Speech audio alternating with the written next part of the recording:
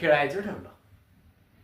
आणि तू ऐकून असशील कदाचित, तर द्यूत इतकं रंगलं, परंतु कौरवांनी द्यूत खेळामध्ये पांडवांना फसवलं आणि सगळे पांडव हरले. त्यांचा मोठा भाऊ हा युधिष्ठिर हा सर्वस्व हरला.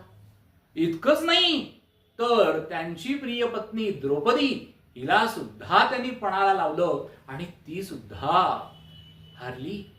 सगळे पांडव अत्यंत दुःखी झाले. पुन्हा एक संधी मिळाली, पुन्हा द्यूत खेळले, परंतु पुन्हा पराभव पत्करावा लागला. आणि त्यानंतर तर हे पाची पांडव आणि द्रौपदी हे सगळे वनामध्ये गेले. त्यांना वनामध्ये जावं लागलं आणि भयंकर दुःख झालं.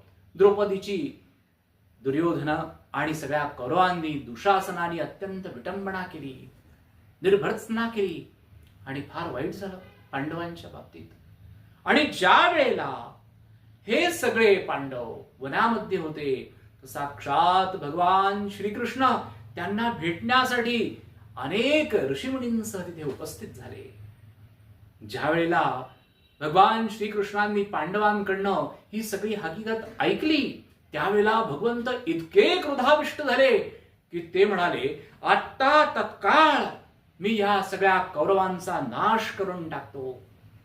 अर्जुन आणि सगळे पांडव अत्यंत भयभीत झाले. किती वाईट असले तरी शेवटी ते आमचे बांधवच आहेत. भगवंता, काही मधला मार्ग नाही का? या सगळ्या भयानक परिस्थितीतून आम्ही बाहेर पडण्यासाठी काय करावं? आमचं कल्याण होईल असं काही आहे का? असा काही मार्ग सांगा. आणि त्यावेळेला भगवंत अर्जुनाच्या, युधिष्ठिराच्या आणि सगळ्या पांडवांच्या विनंतीला मान देऊन शेवटी शांत झाले.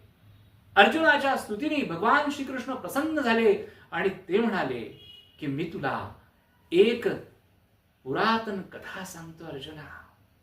हे पांडवांनो, तुमचं कल्याण व्हायचं असेल तर ही कथा तुम्ही अवश्य एकाग्र चित्ताने ऐका.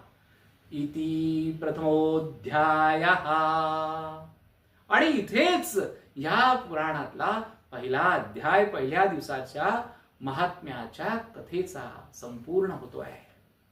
काय सांगितलं भगवंतानी रहस्य हे आपण पुढच्या व्हिडिओमध्ये पाहणार आहोत. आणि परत एकदा आठवण करून देतो, हो, तुम्ही सबस्क्राईब केलं नसेल चॅनलला, तत्काळ सबस्क्राईब करा, म्हणजे प्रत्येक दिवसाचा व्हिडिओ तुमच्या मोबाईलवरती थेट तत्काळ रिलीज झाल्या येणार आहे. म्हणा हरये नमः, हरये नमः, हरये नमः.